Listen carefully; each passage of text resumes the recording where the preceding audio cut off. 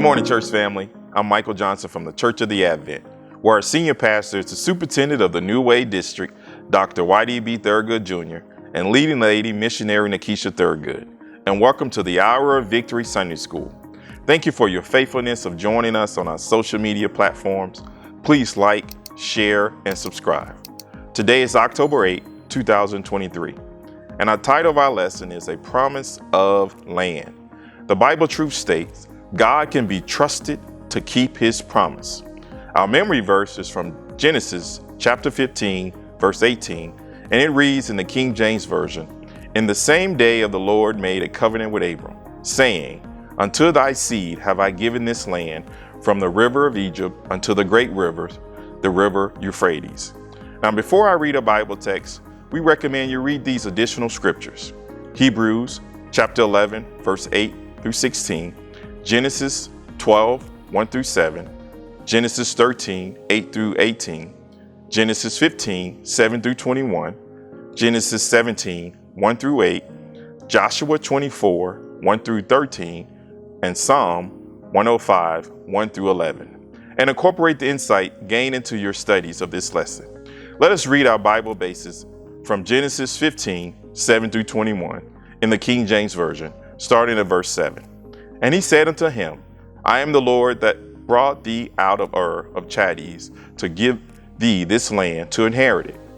And he said, Lord God, whereby shall I know that I shall inherit it? And he said unto him, Take me a heifer of 3 years, and she-goat of 3 years, and a ram of 3 years, and a turtle dove, and a young pigeon. And he took upon him all these, and divided them into the midst, and laid each piece one against another. But the bird did divide he not. And when the fowl came down from the carcass, Abram drove them away. And when the sun was going down, a deep sleep fell upon Abram, and lo, an horror or great darkness fell upon him. And he said unto Abram, Know of a surety that thy seed shall be a stranger in the land that is not theirs, and shall serve them, and they shall afflict them 400 years. And also that nation whom thou shalt serve will I judge, and afterward shall they come out with great substance. And thou shalt go to thy father in peace, thou shalt be buried in a good old age. But in the fourth generation they shall come out hither again, for the iniquities of the Amorites is not yet full. And it came to pass that when the sun went down, and it was dark, behold, a smoke furnace, and a burning lamp that passes between those pieces. In the same day, the Lord made a covenant with Abram, saying, Unto thy seed have I given this land, from the river of Egypt unto the great river, the river Euphrates. The Canaanites, the Kenizzites, the Canaanites, and the Hittites, and the Perizzites, and the Rephaims, and the Amorites, and the Canaanites, and the Girgashites, and the Jebusites. Now Genesis 15 begins with the word of the Lord coming to Abram in the vision. This arrived with a reassurance to Abram about God's continual commitment to him. Don't be afraid. I am your shield. Your reward will be great. Abram, though, takes the opportunity of this visitation from the Lord to ask some hard questions. He is curious about God's repeated promises to him. First, addressing the promise that God would make of him a great nation. Now, Abram respectfully points out that his current heir is a servant, not a son. He has no children. And at this point, Abram is well over 75 years old. God's promise is to show Abram the stars in response to his question. Using this as an analogy, God repeats his promise that Abram's descendant would be so numerous as to be uncountable. Abram believes God. Now, this statement from Genesis 15:6 is one of the key verses in all the Bible. Abram's belief in God is credited to him as righteousness. Now, in the New Testament, both Paul and James quotes this verse. That's Romans 4:3, Galatians 3:6, James 2:23, making it a cornerstone of the Christian teaching that God's acceptance of us comes by his grace and through our faith. Now, even though Abram has faith, he respectfully asks one more question of the Lord in response to God's repeated promise to give him the land of Canaan. How am I to know this?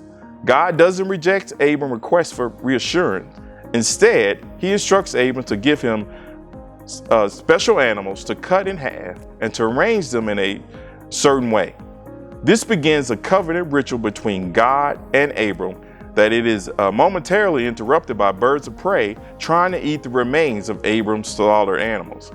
Now, before God completes this ritual, he causes a deep sleep to fall on Abram and reveals to Abram a prophecy about the future of his descendant. They will live as captive for 400 years in another country, serving that nation. Now, when the time comes, they will be released with abundant possessions and return to execute God's judgment on the Amorites and the other inhabitants of the land of Canaan. Now, Abram learns that he will live a good and old life, but he will not live to see the troubled events of the prophecy. Finally, God completes this covenant ritual in a dramatic fashion. Abram witnessed a smoke-filled pot and a flame torch passing through the pieces of the animals, and a sight that he would likely long remember as evidence of God's covenant promise. God completes this covenant by describing both the southern and the northern border of the promised land, as well as identifying the people who would have previously occupied the various regions of the land when Abram's descendant will receive it as their own. Now, these passages reveal we aren't the promise keepers. God is. He makes the promises to us, and he keeps them all by himself. We don't make covenants with him. He makes covenants with us. And there is only one name signed at the bottom of it, his. Jesus says in Matthew 11, "Come unto me, all you who have weary and heavy laden, and I will give you rest." There is no labor, no hard work, no effort involved. Paul writes similarly in Philippians 1 that he who begins the good work will carry it on to the completion. Philippians 2 says that it is God who work is in you, both to will and to do his good pleasure. God does it in all of us and through us. Know that God can be trusted to keep his promises. Just wait upon the Lord. Listen to the Lord. Trust in the Lord. Trust in his unconditional promises to you. Anything else would just wear you out. Join us next week when our lesson is a promise of Sarah. We will summarize God's promise to Sarah. We will appreciate life as a gift of God, and we will thank God for his faithfulness to the faith family across generations. Now, you can get a jump start on next week's lesson if you add the following into your daily home Bible reading, starting with Genesis 11, 27 through 32, Genesis 12, 10 through 20, Genesis 16, 1 through 6, Genesis 17, 18 through 22, Genesis 18, 9 through 15, Genesis 21, 1 through 14, Genesis 23, 1 through 6. Of note, the complete Bible reading is in the book of Genesis.